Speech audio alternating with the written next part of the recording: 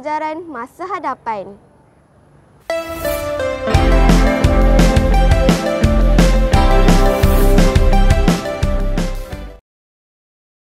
Bayangkan satu dunia di mana pendidikan tidak lagi terikat dengan bilik darjah, tiada lagi jadual ketat, tiada lagi buku teks yang berat, tiada lagi kelas yang membosankan. Sebaliknya, anda berada di dalam dunia pembelajaran yang sepenuhnya interaktif, penuh dengan teknologi yang menjadikan proses menimba ilmu sesuatu yang memujakan.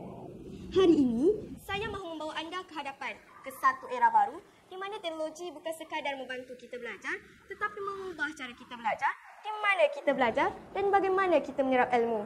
Mari kita mulakan. Anda tidak lagi perlu membayangkan. Kini, anda sudah berada di dalam dunia pembelajaran. Dengan realiti maya, pelajar hanya perlu memakai headset dan serta-merta terbang ke dalam pengalaman pembelajaran yang luar biasa. Jika sebelum ini kita belajar sejarah dengan hanya membaca teks dan melihat gambar, kini kita boleh berada di tengah-tengah piramid Mesir dan menyaksikan bagaimana ia dibina. Jika dahulu kita belajar tentang tubuh badan manusia melalui ilustrasi dalam buku, kini kita boleh memasuki badan manusia secara maya dan melihat sendiri bagaimana jantung berdegup serta darah mengalir. Bayangkan seorang murid membuka buku sains dan tiba-tiba ada seekor dinosaur berjalan di atas mejanya.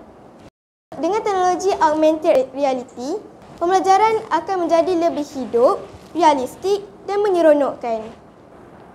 Antara alat revolusi ini ialah Oculus Quest untuk pengalaman VR yang mendalam, Merge Cube yang membolehkan mereka memegang model 3D dalam tangan mereka, dan Google Expedition yang membawa mereka ke seluruh dunia secara maya.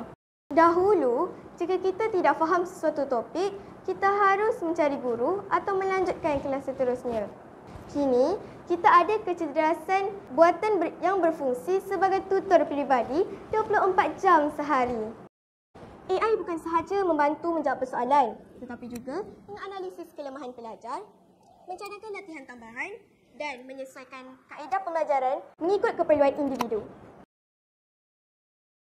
Dengan teknologi ini, pelajar tidak lagi bergantung sepenuhnya kepada sesi pembelajaran di sekolah. Mereka boleh belajar di mana-mana dan bila-bila masa sahaja.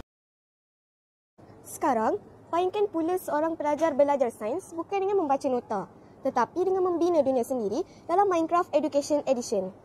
Ini bukan sekadar cara baru untuk belajar, tetapi juga cara untuk membuatkan pelajar lebih bersemangat dan bermotivasi. Kini, kita juga berada di ambang revolusi Metaverse Education, di mana sekolah tidak lagi berlaku di dunia fizikal, tetapi di dunia maya. Pelajar boleh hadir ke sekolah dalam bentuk avatar, menghadiri kelas di dalam dunia digital, berbual dengan guru dan rakan sekelas seolah-olah mereka benar-benar berada di dalam bilik darjah. Teknologi ini menjadikan pembelajaran lebih interaktif, lebih fleksibel dan lebih menyeronokkan.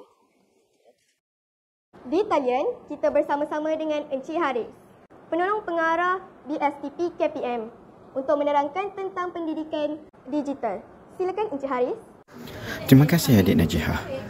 Ya, memang benar pendidikan digital ini sangat penting untuk murid sekolah rendah kerana ia membina kemahiran abad ke-21 seperti literasi teknologi, pemikiran kritis dan penyelesaian masalah. Ia juga menjadikan pembelajaran lebih interaktif, menyeronokkan dan mudah diakses. Ini akan membantu mereka bersedia bagi menghadapi dunia digital pada masa akan datang. Dunia pendidikan sudah mengalami perubahan besar, bukan dalam masa 10 tahun, bukan dalam masa 5 tahun, tetapi sekarang. Teknologi seperti VR, AI, gamifikasi, Metaverse, maupun computer interface, semua itu bukan lagi sekadar konsep, tetapi sudah dibangunkan dan akan menjadi realiti dalam masa terdekat. Persoalannya, adakah kita hanya mahu menjadi penonton dalam revolusi ini atau kita mahu menjadi sebahagian daripadanya? Masa depan pendidikan tidak akan menunggu kita. Kita perlu bersedia sekarang. Saya sudah bersedia. Bagaimana dengan anda?